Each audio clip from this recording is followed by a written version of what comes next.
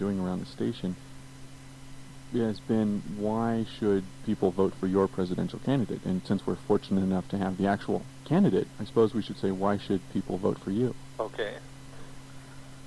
And maybe you have a 2-3 minute answer to that. Oh, sure. So you're rolling now. I'm rolling. Okay. Well, the first question you have to ask yourself is whether you want smaller government or more of the same. What we've been getting for the last 60 years is bigger government, whether there are Republicans in the White House or Democrats in the White House. And if you want smaller government, the only way you're going to get it is to vote Libertarian, because you know if Bob Dole wins or Bill Clinton wins or Ross Perot wins, government is going to be bigger 4 years from today. The American people have come to recognize that government doesn't work. It doesn't deliver the mail on time. It doesn't educate our children properly. It doesn't keep the cities safe. And what we need is not to reform government, not to find somebody better able to manage it, but to reduce it to the absolute minimum possible. So I want to get the government to stick to the Constitution, get it out of all these areas that it stuck its nose into over the last 30 to 60 years. That means get the federal government out of welfare, education, housing, transportation, all of these other areas, and use the savings to repeal the income tax and replace it with nothing, so that every dollar you make is yours to spend, to save, to give away as you see fit. Now, what about dealing with social problems like poverty? Well, the federal government has obviously done a horrendous job. It has spent over $5 trillion of our money on the war on poverty, and all it has served to do is to lock millions of people in a life of hopelessness and despair. Before the war on poverty, we did not have a permanent class of welfare recipients in America. Welfare, in fact, was just some little department in the back of City Hall. The real charity in this country was taken care of by churches, service clubs, agencies like the United Way, Salvation Army, and so on, who had a vested interest in seeing that these people got out of welfare, got out into the job market, and became self-supporting. But instead, we have made these people now dependents of the state, and they live in these lives where they believe that they can't survive without the government. It is the closest thing we have had to slavery in this country since the Civil War. So you would support the efforts of the third sector, the private nonprofit sector? Oh, absolutely. But first we have to repeal the income tax so that there is the money there. Today, 48% of the national income is eaten up by federal, state, and local taxes. My program would reduce that in the first year of my administration from 48% down to 25%. That really means virtually a 50% increase in take-home pay for almost everybody. And that would buy a job for everybody who can work and charity for everyone who can't work. And what about the income tax deductions for contributions to charities?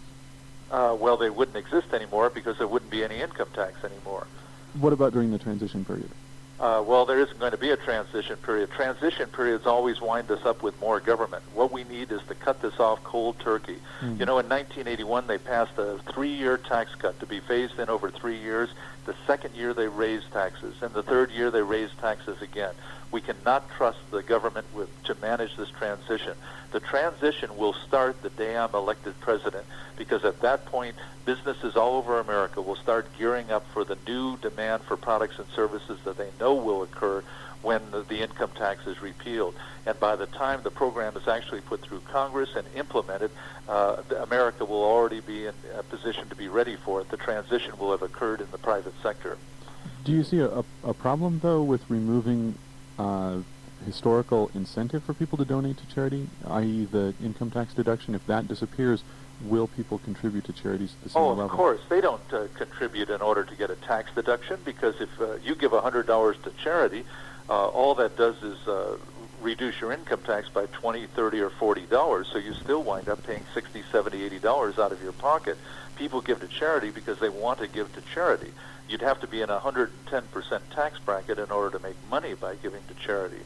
So well, but they're encouraged to give a little bit more, perhaps. I don't believe so. No, okay. I don't think anybody is. I think that the reason we have the charitable deduction is simply because charities themselves have lobbied Congress in order to get it. As happens with almost anything, you turn it over to the government and it becomes a political interest that special interests fight over. Today, even with 48% of the national income going out in federal, state, and local taxes, we have hundreds of thousands of churches in America that are financed completely through voluntary donations. And we also have people paying waiters and waitresses tips when there's no law compelling them to do so and no tax deduction for it. And before we had an income tax in America as of 1913, we had tons of charity in this country in the 19th century. There's never any shortage of generosity, but today there's a tremendous shortage of money because it's being sucked out of the economy by the federal government. Well, on a bit of a more theoretical note, if the government is not involved in managing the economy, how do you intend to deal with the peaks and valleys that are inherent in the capitalist system? Well, the peaks and valleys come from the government managing the economy. Government doesn't work. Its war on poverty has escalated poverty many times over. Its war on drugs has escalated drug use and crime in America. And its management of the economy has created inflation cycles and recession cycles. The federal government presided over the worst banking crisis in the history of the country in 1933, the worst depression. Since the Federal Reserve was founded in 1913, prices have risen 15 times over, whereas before that, when we operated on a gold standard, prices actually dropped by about one-third from 1800 until 1913 when the Federal Reserve was founded. Government simply is incapable of doing anything to make our lives better, but what it can do is to cripple us and then hand us a crutch and say, see, if it weren't for the government, you wouldn't be able to walk, so that we become to believe that we are dependent upon government for a student loan in order to pay the high cost of education. That is a high cost because government has run up the price of education with all its subsidy programs. And government runs up the price of medicine and health care through programs like Medicare and Medicaid, and then says to old people, gee, you wouldn't be able to take care of yourself if it weren't for Medicare. We have to get the government out of these programs and return to a system in which people take care of themselves, because they are so much better able to take care of themselves with their own money than they are to be able to depend upon government bureaucrats. Well, that sounds like an easy answer, but it seems to me like there's a preponderance of evidence from economists that capitalism has its natural recession cycles, and that the action of the government, building on ideas from Ricardo, has a role in stabilizing those recession cycles. Well, it hasn't done a very around. good job, has it? Well, no, that may be true as well. But see, there's this eternal hope that next time it's going to work. But the fact is that it never works. And no matter how you change it, no matter how you reform it, no matter how you build on it, no matter how you make it bigger and more powerful and more penalties and more taxes and more prisons, and no matter what you do, you don't get the result from government that you ask for. It just simply does not happen. Whatever it is that government promises always turns to dust. And Mr. Browne, one of the things that sets you apart from the other campaigns is a radically divergent strategy on the war on drugs. I wonder if you could tell us about that. Yes, well, government doesn't work. It doesn't deliver the mail on time. It doesn't educate our children properly. It doesn't keep the cities safe. And its drug policy is just as bad as everything else that it has done. It has not won the war on drugs. The crime rate has gone up during the period of the war on drugs. Drug use and drug abuse have gone up during the period of the war on drugs. The only comparable period we have had in American history to what we're going through now is alcohol prohibition in the 1920s, when alcohol was prohibited and there was a war on alcohol, and we had gangs in the streets. We had all the same kinds of problems that we have today. All of that ended in 1933, and from 1933 until the early 1960s, the crime rate dropped year by year by year. And then when the war on drugs started in the 1960s, the government created a black market in drugs, which meant that there was a criminal component in the price, and it ran the price way up, made it profitable then for pushers to be on high school campuses trying to hook our children on drugs. It created muggers on the streets trying to support a $100 a day habit, gang warfare, fighting over drug profits in monopoly territories, drive-by shootings that killed little children in the process. This has been an insane policy, and it hasn't worked, and we have to end it if we care anything about our children, our civilization, our country. We have to end this insane war on drugs. So you would favor decriminalizing all of the scheduled narcotics and approaching the problem from a treatment standpoint? Yes, so long as the treatment was not administered by the government, because government programs simply don't work. Anytime you turn something over to the government, you're making it a political issue. You're saying Bill Clinton, Bob Dole, Newt Gingrich, Teddy Kennedy, Jesse Helms, Robert Byrd, Richard Gephardt, all these people should get together and decide what's good for them. and compromise on the basis of what's good for the Democrats and what's good for the Republicans, when what we need is what's good for the people who actually pay the bills, what's good for the country. And that isn't going to be the same thing as what's good for the politicians. And so we have to take all of this out of the hands of government. Now, that doesn't mean once we end the war on drugs, it doesn't mean that nobody's ever going to use drugs again. There will always be people using drugs, just as there will always be people who drink, who overeat, who marry the wrong people, who take the wrong jobs, who make all kinds of mistakes in their lives.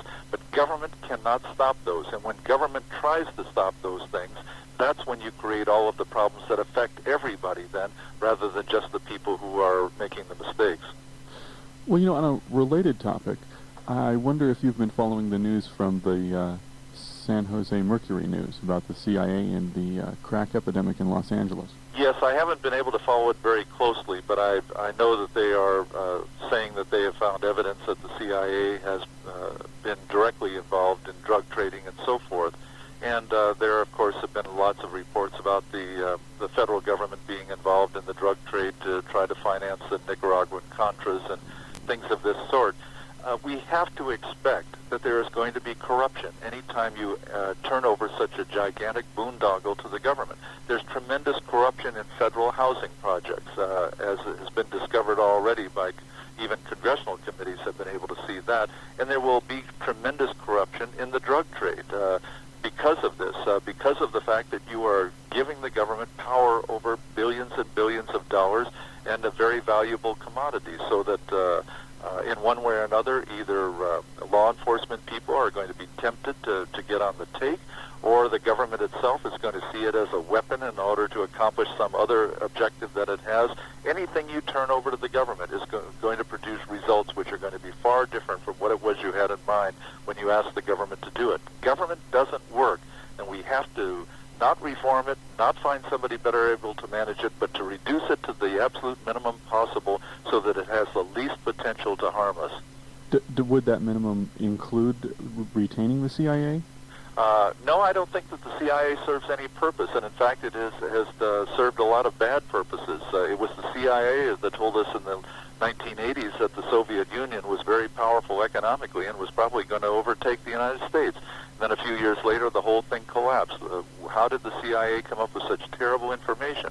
Well, it may have been simply because that's the way their budgets would expand if it became clear that we had a formidable enemy there that was very powerful, and they needed more money to be able to get more intelligence on it and so forth.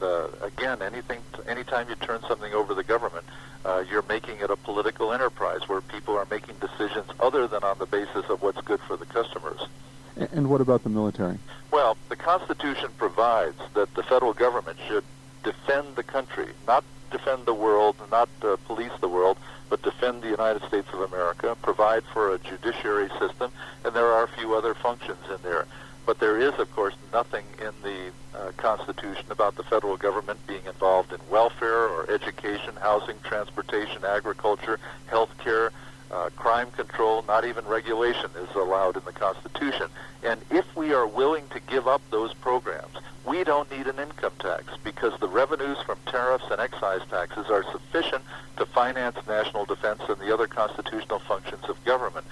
You only need an income tax if you want a welfare state. So if you're getting a farm subsidy or a student loan, or maybe you just love the Corporation for Public Broadcasting, whatever it is, I ask you this question and I make you this offer. Would you be willing to give up your favorite federal programs if it meant you never had to pay income tax again? Because that's the price of your programs. It isn't the $2 a month or $10 a year or some other trivial figure the politicians attempt to put on it in order to make you think that this is really no costly thing. You can't have your favorite program unless everybody else gets his as well, and all of that adds up to $1 trillion a year in income and Social Security taxes. And if we got rid of all of these programs the federal government has made such a mess of over the last 30 to 60 years, then we could do away with the income tax and replace it with nothing, so that every dollar you make is yours to spend as you see fit, to spend, to save, to give away as you see fit, not as Bill Clinton or Bob Dole thinks is best for you. Okay, well, I understand that point. At what level do you envision maintaining military spending? Well, as a matter of fact, in 1950, at the height of the Cold War, the entire cost of the federal government was only $45 billion. Now, you adjust that for inflation, and you're up to about $200 billion now. But the point is that for $100 billion a year now, we could defend the United States very adequately and take care of the other constitutional functions of government. All of the rest is not only just waste, it is destructive. The federal welfare programs, for example, have destroyed the lives of millions of people in America. The federal education programs have caused education to turn downward over the last 30 years. The federal programs in health care have run up the price of doctor visits, hospital stays, health insurance, and made health insurance less accessible. If they really want to make it more accessible, get the federal government out of it and return to the kind of health system that we had in the 1950s, where you could get health insurance on pre-existing conditions and where you could get health insurance that was portable, that you could take from job to job. But the federal government has ruined all of that. What we need is to get the government out of these things, both to save us money and to save us from the destruction the federal government is causing to the country. Well, you know, I think I want to come back to an issue that we touched on briefly the last time we talked, and that was the role of government in the economy. And certainly your understanding of the nature of the problem would indicate that government needs to be out of the business of managing the economy completely. And I was raising the question about the inherent instability of capitalism. Now, as I recall, you told me last time that you thought the government exaggerated that problem. Is that correct? Well, there are changes that take place naturally in the world, and they require adjustments on the part of some people, and we have to adapt to changing circumstances, and sometimes that's awkward. But government does aggravate that tremendously by trying to outguess the economy. We didn't have, before we had a Federal Reserve System that was charged with smoothing out the economy, we didn't have a Great Depression of the kind we had in the 1930s. We had minor recessions before that. We didn't have a banking crisis in which 5,000 banks went under and left all kinds of millions of people holding the sack. We didn't have endemic inflation as we had in the 1970s. Since the Federal Reserve took over the job of stabilizing the economy in 1913, prices have risen 15 times over. In other words, it costs $15 today to buy something that was $1 in 1913, and yet that something that cost $1 in 1913 cost $1.20 in 1800. In other words, prices tended downward over the first 115 years of our country's existence, but then when the Federal Reserve came along, it institutionalized inflation, and prices have risen 15 times over. If we want to see a more stable economy, if we want to see an economy that grows faster than it does today, we have got to get the government out of the business of manipulating interest rates, manipulating the money supply, and we certainly have to reduce the tax and regulatory load that is stifling American business and has led to the point now where we no longer grow at 4% a year, but now 2% a year is considered a major achievement. Well, I mean, I suppose that you're correct in pointing out the role of the Fed in causing some of that, but it is also true that all of the analysts of the time in the late 1800s were talking about the cycles of capitalism and ways in which those cycles could be mediated. Well, so I don't think that it's true to say that the Fed causes those cycles in capitalism. But, you know, this is very, very typical of the way politicians trade upon things. They look around and they see some little distress here, someplace, and they say, gee, we could make this a perfect world. All we need to do is to use the force of government to cause people, to force people, to compel them to do what they don't want to do, to prevent them from doing what they do want to do, and we can make everything all right. And then the next thing you know, we no longer have little distress. We now have gigantic catastrophes. Mr. Browne, I'm not talking about politicians, though. I'm talking about serious economists writing in the 1870s and 1880s. No, I know, but the economists were saying, in effect, that we could use politics as a weapon to try to overcome these natural little adjustments that had to be made, which were not life-threatening, which were not economy-destroying, but their attempts to solve these problems always involved government, always involved politics, always involved force, and force never works. And the result was that they turned small little distresses into gigantic catastrophes. And this has just grown and grown, because once the catastrophe comes, then who's going to solve the catastrophe? Obviously, government.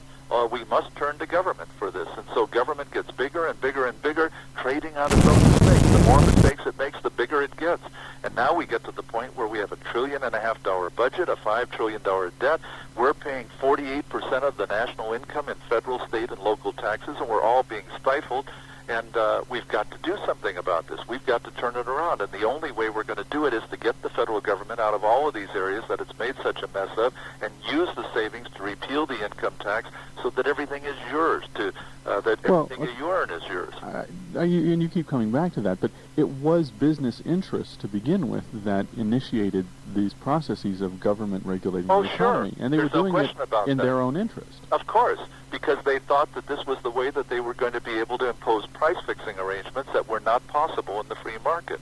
If you and I make a price-fixing agreement, if we're competitors, and we decide that we're selling some product and we're going to hold the price up to $6 a piece, whereas the market price has been $4 before, it's only going to be a matter of time until one of us breaks and says, I can get all of the other one's business if I sell at $5.50, and then you start selling at $5, and then the next thing you know, the price is back to $4. But if the government will enforce that and put you in jail if you sell at less than $6, then we can uphold this agreement.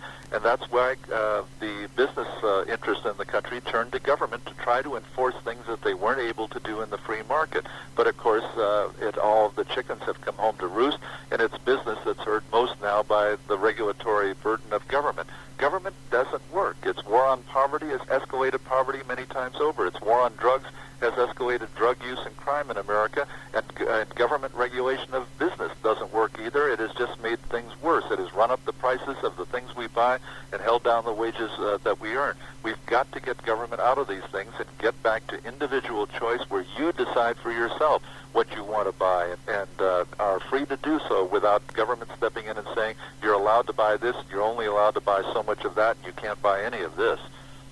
Well, I agree that sounds good, but I don't think that that's the real world. I mean, in the real world, capitalism does have these cycles, and people do suffer in them. In the real world, capitalism does tend towards a concentration of wealth, which ultimately hurts most people because you end up with a system where a very, very small minority of people control all of the wealth. Well, we have had a wonderful opportunity for the last 70 years to see what government can do, and now you have people like Ross Perot and Michael Milken and others who are worth billions of dollars. So obviously the concentration of wealth hasn't changed any, and in fact there are all kinds of people out railing about the top 1% of the country own the 50% of the assets, and on and on and on. There will always be people complaining, whether you have government or no government or little government or whatever programs you do, you're always going to have people complaining because other people have too much. All I know is that in the 19th century we had the greatest advance in the history of the world in the development of things being available to the common people of the country. The people who did not have the wealth suddenly got more and more and more of everything because people who were getting wealthy, like John D. Rockefeller, were making heating oil available at a price where every home in the country could be heated. Henry Ford and John D. Rockefeller combined made it possible for people to travel anywhere in the country in cars and to be completely mobile. All of these things benefited the average person in the country because people were getting wealthy. The only way they could get wealthy was by providing something to their fellow men. And once somebody said, well, we can improve upon that. Well, let's have the government fix the little things that we don't like about this. Then the next thing you know, we have a Great Depression of 1929 and the 1930s. And then, of course, government has to ride to the rescue to solve all these problems created by the Great Depression. And the next thing you know, we've all sold our souls to the federal government. The question is, are you willing to give up your farm subsidy, your student loan, whatever it may be, in return for having the freedom to enjoy everything that you make and spend it on your children's education, put them in a private school, spend it on your church or your favorite charity, or put it aside for that business you've always wanted? Or do you want to continue seeing the federal government control all of these things and you spending half of your life working for the government and the other half working for your family? Well, I don't understand how that system would necessarily benefit working people, though. The unbridled and free exercise of capital doesn't help working people. Well, It how just does results. How does capital make money? By finding cheaper labor sources. How does Nike make money? Why does it look for cheaper labor sources? It Higher has profit. to sell goods to people, right? You can't make money in business unless people buy your products, correct? That's true. Okay. Now, why are people going to buy your products? Because they want what you have, or they need what you have. And if you are going to sell them products, then you've got to provide a product that they need and want at a price that they're willing to pay. And if you do that, lo and behold, somebody's going to notice that you're doing, and he's going to go in business in competition with you and sell it for 5% less than you are in order to get the business away from you. And you say, well, I'm not going to allow that, so I'm going to provide better service, or I'm going to cut my prices by another 5%, as happened in oil and steel and all of the great products in this country, and automobiles and all of the other things, where prices came down to the point where the common people were benefited by it. That's what I just got through saying earlier, is that it was because of the ability of Henry Ford to make great wealth that the average person got the ability to buy a car at a price he could afford, and suddenly had mobility and was no longer chained to an area that was 50 miles in diameter as he and his parents and his grandparents had always been. And because of John D. Rockefeller, homes were heated that always before had to be heated through fireplaces and stoves and things of that sort, which was very, very primitive. Wait, America was Mr. Browne, revolutionized by people who made great wealth. They made that great wealth providing things that people like us benefit from. Mr. Browne, John D. Rockefeller had hundreds of mine workers in Ludlow, Colorado, machine-gunned and burned in their tents by the National Guard in Colorado. Well, that's a wonderful story. Wonderful story. These are real, actual human beings who were machine-gunned to death by the government of Colorado at the behest of John D. Rockefeller. There is great dispute over these events, but let us just say that that's correct. Then he should have been put in jail for murder. That has nothing to do with the benefit that he provided to the American people in making heating oil available at a price that was a fraction of what it had been before he entered the market. You have to, if somebody committed violence, then that's a crime, and that crime should be prosecuted. But somebody should not be prosecuted for lowering his price and making things available for the American people, and that the violence that might have happened, if it happened, and I don't accept that, but if it did happen, that is not an argument against capitalism. That's an argument against violence. What are we to do about how Nike? Would you disagree with it? What? Are you saying that when the government commits violence against the people in Waco, Texas, that is an argument against government entirely, and that we should do away with government completely because somebody in government was stupid enough to go in there with tanks and create death for dozens of little children, and so therefore we should never have a government again? No, of course not. The people who did it should have been prosecuted. Well, I would posit perhaps it's an argument against the FBI in and of itself, but let's look at a more contemporary example, this example of Nike in Indonesia that people have been talking about. How do working people in America deal with the fact that large corporations can move their operations overseas where they're paying workers 13 cents an hour and thus driving the wage level down for everyone across the entire globe? What do you think? How do working people deal with that? What do you think conditions were like in Indonesia in the 1950s or 1960s? Well, I believe they were improving in the 1960s, which is why there was a CIA coup in 1967, 1968. I see, and that drove working conditions downward. Since then, certainly. Well, let me put it this way. Well, the government of Do you believe that in the 1960s, workers in other parts of the world all made the same amount of money that American workers made? Oh, of course. No, of course not. Well, then why is it that American companies did not move offshore in search of lower wages in the 1960s, but now are doing it in the 1990s? Free trade. Well, there was free trade then, and there was nothing to stop them from setting up shop in Indonesia or Thailand or any place else. There was nothing to prevent them. In fact, those countries welcomed the capital. They had their door wide open saying, yes, we'd love to have American companies in here, but American companies didn't come in and set up factories in those countries. Why not? Oh, they did. This is a phenomenon that dates to the turn of the century. I mean, it's just accelerated recently because of Why has it accelerated? Free trade. No. Isn't that the whole point of free trade? No, that is not the answer. What then is the point of free trade if it's not capital searching out lower labor markets? Well, it is, but the free trade existed before. You cannot say that something has happened in the last 5 years to make it legal for a large American company to set up shop in Indonesia, but they couldn't do it in the 1960s at a time when they could find workers there that would work for a tenth of what American workers would happen. The point is that capital does not search out lower labor costs. Capital searches out productivity and the ability to produce a product at a better price than their competitors do.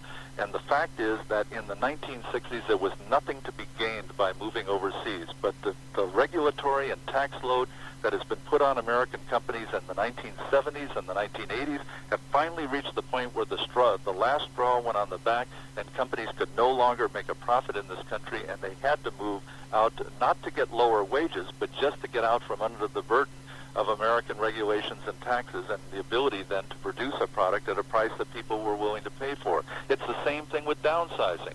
The downsizing that's going on now is attributed to corporate greed. Well, what is corporate greed? The desire to make a profit. Of course companies want to make a profit. They've always wanted to make a profit. They wanted to make a profit 20 years ago or 30 years ago. Why didn't they downsize then? Why didn't they lay off massive amounts of workers then? Because they didn't need to, and they are better off having those workers on the payroll. But it has reached the point today with the Americans with Disability Act, the Family Leave Act, and all of these other acts that control the relationships between employers and employees, that it no longer is possible to sustain a payroll like that, and the best thing to do is to downsize and contract out those services to companies that are less than 50 employees or less than 100 employees, and then thereby able to evade all of these laws that the federal government has piled on American business.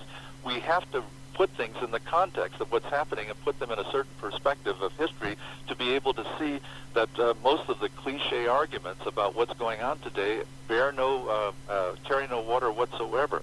The fact is the federal government is too big, and 90% of the people listening to this broadcast know it. They are sick to death of supporting a wasteful, extravagant government at the expense of their own families.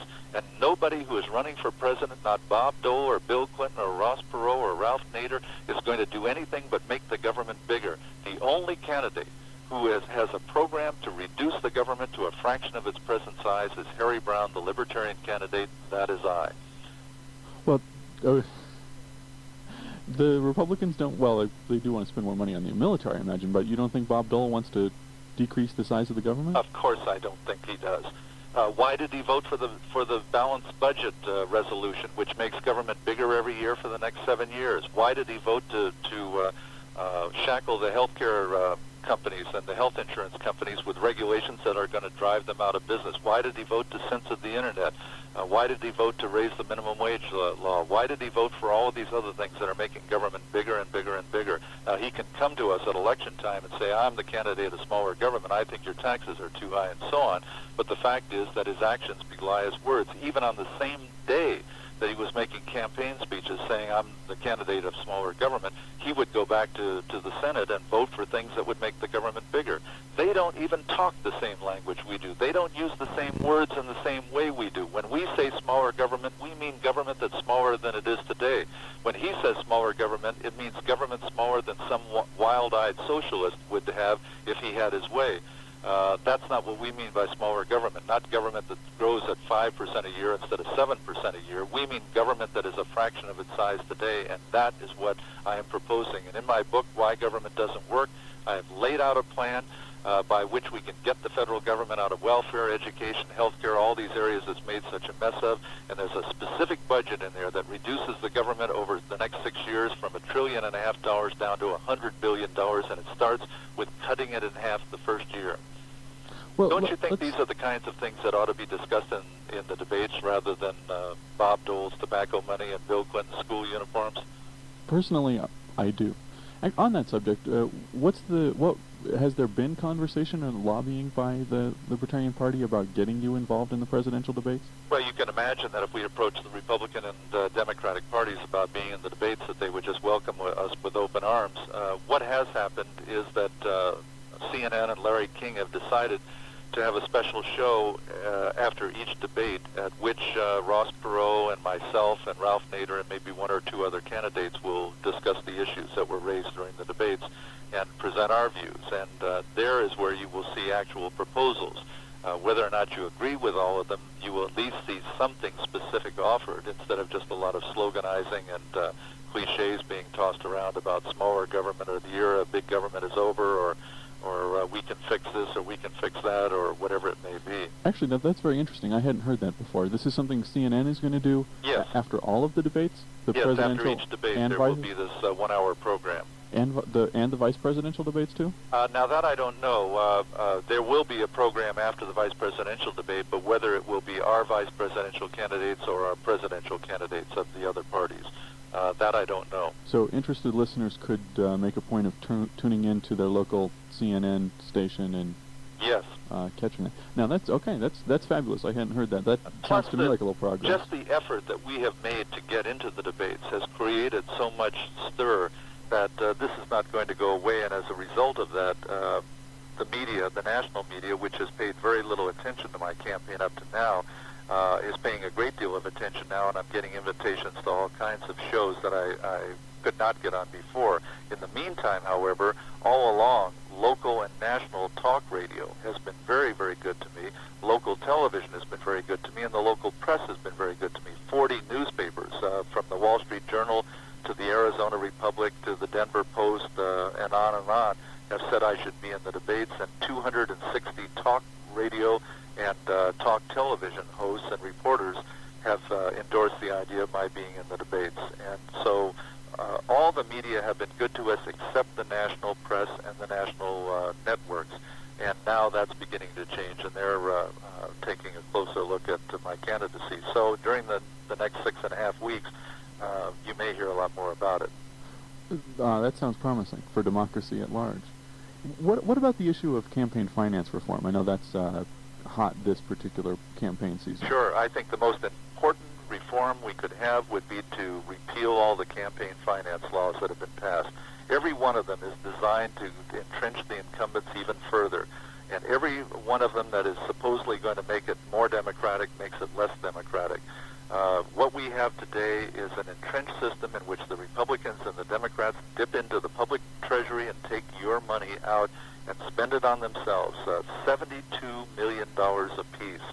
And at the same time, they put limits on how much we can raise voluntarily from people, limiting it to $1,000 a person, so that it makes it very difficult for us to raise even a few $1,000,000 because of the vast number of people that we have to approach to do that.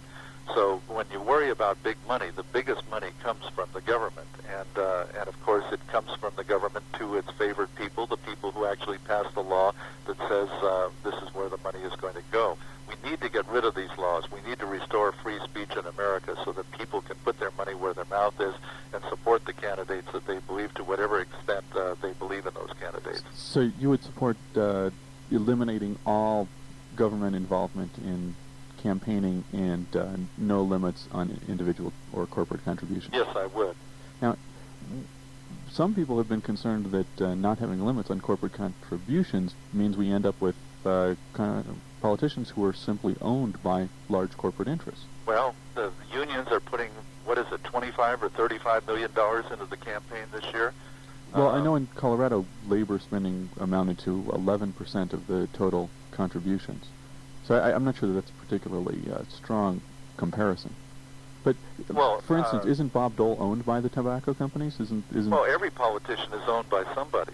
But what we need to do is to not try to change the process of electing people, but change what they can do once they're elected. Once the government is so small and bound down by the Constitution that the politicians can't do any harm, then nobody's going to see any benefit in buying politicians anymore because there's nothing the politicians can do for them. What we need to do is to take away the jackpot that the lobbyists and the special interests are fighting over, and once we do that, once there's no jackpot, they're going to have to make their money the old-fashioned way by earning it by doing something for their customers. And I don't care whether we're talking about labor or corporations. In either case, it's the same thing. We need to take away the ability to get politicians to do your bidding for you. Once they can't do that bidding, nobody's going to spend any money on them. Well, okay. I suppose there's a certain inherent logic in that. If government has no power, then there is no motivation for sugar producers, for example, to lobby support for price subsidies. Absolutely. And what about how do libertarians approach social issues generally? For listeners who may not be familiar with your social programs. Uh, Well, we believe in individual liberty, personal responsibility, and freedom from government on all issues at all times. We don't say government's too big over here and we need to cut it down to size, and then in the next breath propose some program to force people to live their lives the way we think they ought to live. What we do is, on whatever the issue is, we say if there's a social problem here, it was probably caused by government. Let's find out how we can get government out of this, not how we can get it more deeply entrenched. We do not want government governing your bedroom any more than we wanted rummaging through your bank account looking for evidence with which to hang you. So you wouldn't support criminalizing abortion, for example? One very good reason for that is that the federal government does not authorize the Constitution doesn't authorize the federal government to be involved in common crimes of any kind whatsoever. So it should not pass laws against murder or theft or any of these things. Those are all meant to be taken care of by local agencies where all crime takes place in the jurisdiction of a police department or a sheriff's department. But I don't think that government can solve anything in the abortion field, even at a local level, because government simply doesn't work. Just as the war on poverty has increased poverty and the war on drugs has increased drug use, if you had a war on abortion, probably within 5 years, men would be having abortions in America. And what about the issue of the separation of church and state? Well, there's very good reason for having that. I don't get upset when somebody puts a cross on public property or something of that sort. I think that's really much ado about nothing. But the fact of the matter is that the separation of church and state is very important. We have to get government out of the business of forcing its ideals and its values upon us.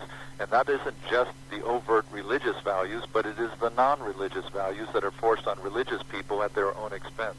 And the thing works in both directions, and both directions are equally important to be vigilant on. What I want to do is to get the government out of these areas where it is dictating our educational standards and so on. And one of the great values of repealing the income tax is that then you will have the resources to put your child in a private school or a religious school or wherever you want to place them to get prayer or no prayer, sex education, no sex education, the kind of curriculum you think is important, not what your neighbors or the school board thinks is important. You'll have the resources to implement your values in your family, and you'll no longer be vulnerable by being dependent upon the government for its largesse and having to take its values along with it. And this would naturally imply eliminating public education. Well, I'm concerned about things at the federal level, but just simply repealing the federal income tax would do so much for education in this country by freeing parents from the local government schools. I happen to think that government schools are the least efficient way to educate children, and they, of course, will create problems of propaganda and political indoctrination and so forth, as any government program will. But my primary concern running for president is that we get the federal government completely out of education and that we repeal the income tax. And I also don't think that presidents and presidential candidates should be spending a lot of their time coming up with creative solutions for local problems, as Bob Dole and Bill Clinton do. I don't know why Bob Dole decided to become a movie critic, and I don't know why Bill Clinton decided to start designing school uniforms. But that's not my style. I'm concerned about what the federal government does and making sure that it does a lot less of it. Well, let me make sure that I'm clear on this. So what you're saying is that with a repeal of the income tax, people would have extra resources to choose private schooling if they wanted to, but public schooling being more of a local issue is not something that your campaign is addressing. Right, that's right, but local libertarians might. And also, realize, too, that when I say you would have the money to choose the school that you wanted to put your child in, you would wouldn't even be dependent upon a state voucher, and you wouldn't have to choose among a list of schools that the state had sanctioned as being okay for you to use the state's money with. You'd be using your money because it would never go to Washington in the first place. It would stay in your hands because you earned it, and you would decide what you would do with it. And if you don't have children or your children are grown up, then that money might go into saving up for the business you've always wanted to go into, or helping your church, or your favorite cause or charity in a way you've never been able to before. But it's your money, and every dollar of it should be yours to decide what to do with, not for Bill Clinton or Bob Dole to decide, dole back to you as though you were a child on an allowance. And I imagine your philosophy of healthcare would be roughly the same. Yes. They talk about making healthcare accessible to most everybody. Well, healthcare was once accessible to most everybody in this country until the federal government moved in the 1960s. And today, 51% of all healthcare dollars are spent by government. So when people talk about the problems of healthcare, they should not look to the free market as the problem. They should look to government as the problem. That government has destroyed our healthcare system. We no longer have doctor visits that are affordable and that are relatively expeditious. Instead, you have to wait hours in the waiting room sometimes because the doctor is so overloaded trying to make do with all the forms he has to fill out and all the other things. Hospital visits now can take your entire life savings. Health insurance is not accessible to many people, and when it is, it's very, very expensive and may be cancelable at any time. And all the things the politicians say they want to see happen in healthcare once existed in this country. In the 1950s, all of those things were available. If you had pre-existing conditions, you could get a health care policy. You'd pay extra for it, or put another way, if you didn't have those conditions, you got a discount. But the point was they were available then. But then when the federal government started tying the entire healthcare system up in red tape, then suddenly it became impossible for health insurance companies to offer all of these alternatives. And state laws have been to blame too. There are laws all over the country imposed by states that say that health insurance policies have to include abortion, have to include mental health facilities, have to include dental care, have to include all these other things. And of course that runs up the price of these policies, and some people may not want those things. A single man may not want to be covered for abortion, and somebody else may not want to be covered for mental health facilities and so forth, but he's got to pay for it anyway. And the next thing you know, people in the 20 to 30-year-old group who are very healthy are required to pay the same rates as people in older who have more health problems. And so 20 to 30-year-olds find themselves priced out of the market, and then the government comes galloping to the rescue and says, see, all these people can't get health insurance. We've got to do something for them, and the only answer is to either pass a system like Clinton wanted, where the government will in effect provide it, or a system like Bob Dole passed, where the government tells the insurance companies that they have to insure these people. And of course that's just going to lead to the insurance companies dropping out of the market and concentrating on life insurance and auto insurance and other areas where they're not quite so heavily regulated. And then we will wind up with a single-payer Canadian system in this country, just like the bureaucrats wanted all along. And is there something wrong with the Canadian system? Well, I don't know. Why do all those Canadians keep running across the border to get operations in America? The important point is that in Canada you don't have any choice whatsoever. You have to belong to the system, whereas in the United States, at least still, you can go to a doctor and make a deal, provided the doctor has decided not to make a deal with the government that prevents him from treating certain kinds of patients on a fee basis. What we have to do is to restore the system where you and the doctor make your own deal, and the doctor can treat you if he wants to or not treat you if he doesn't want to, where a hospital can take you if it wants to or not take you, but you pay a reasonable price for this.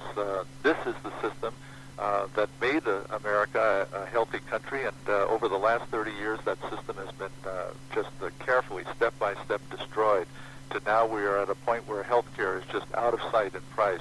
Well, I don't understand how your approach to this would actually benefit people who can't afford insurance in the first place.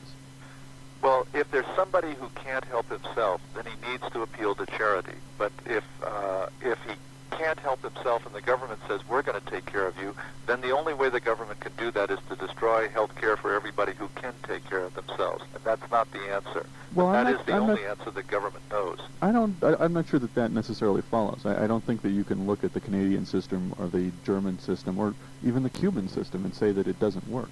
Because clearly it does.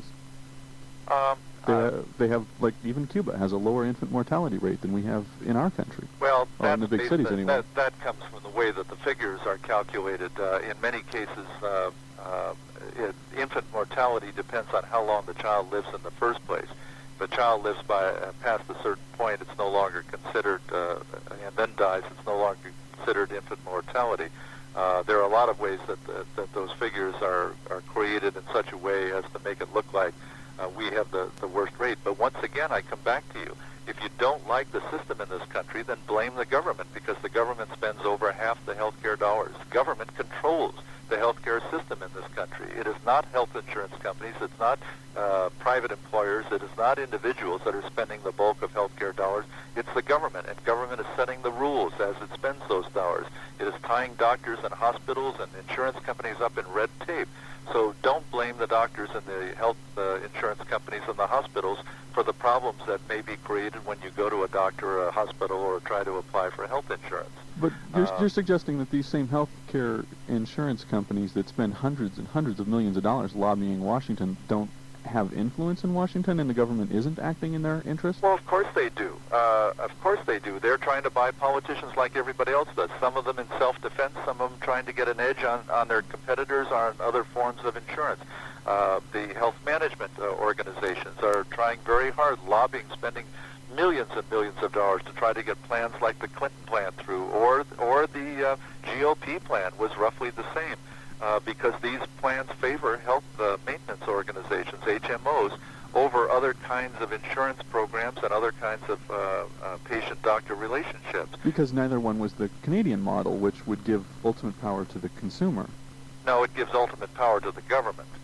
Well, if the government is paying... And that's why people come across the border here, because here they have more control as a consumer than they do in Canada, well, even though they don't have truly the control as a consumer here that they did 30 years ago. That's only the very, very wealthy in search of very expensive and esoteric treatment. Well, that just goes to tell you how the average person in Canada is suffering who can't afford to come across the border and get better treatment. Well, the average person here doesn't have access to those either.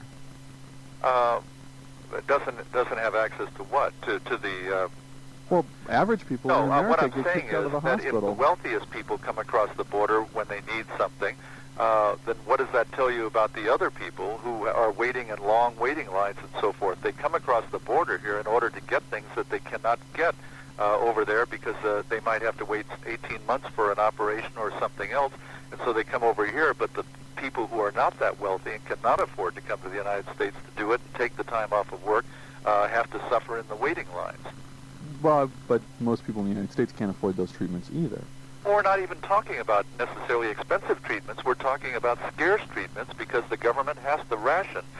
Once you say that anybody can have anything and you no longer have to pay for it on the basis of what it is worth, then obviously you have a shortage. We had a shortage of gasoline in this country because the price of oil was regulated by the government, and every time the government regulates the price and tries to do away with the price of something, with the market price, then you wind up with shortages and it becomes scarce. It can be something that was very cheap to begin with, or it can be something that was very expensive. But government creates scarcity, and government has created scarcity of healthcare services in Canada, and that's why the people who can afford to do so come here where the healthcare is not so scarce, but the poor people who can't afford to take the time off work and come here have to simply wait in line for these scarce resources. And of course the politicians and the defenders of the system will say, well, of course these things are scarce. We can't spend unlimited sums of money on just what anybody wants, a kidney operation when they still have one healthy kidney left, on and on and on, all these things. But the fact is that all this stuff once was available in this country. It was possible to get all of these things and at an affordable price, and the government has destroyed that. Now the government presumes to come to the rescue and fix all the problems that were created by government in the first place. Government doesn't work. And what we need to do is to get the federal government out of these things so that we can restore the natural balance in the community to make these things possible by people providing things to other people for a profit. And the only way they make that profit is by providing what people need and want. And the only way we are going to get government back down to size is to get outside the two-party system and elect a Libertarian president. And if that doesn't happen in '96, it's going to happen in the year 2000 because the Libertarian Party is growing and growing and growing very rapidly. We're raising more money now than we ever did before. We're getting far more media attention than we ever did before. And we're going to elect Libertarians to Congress in '98, if not in '96, and then elect a Libertarian president in 2000. And we are going to turn this country around. We're going to return it to the constitutional government that our founding fathers created. And I do want to thank you for having me on your show. I know you probably need to go, don't you? I do. Well, Well, I appreciate your time. You've given me more time than we were anticipating, and I do appreciate that, and I hope our listeners are also pleased to have had the opportunity to hear your views on the issues. Thank you very much.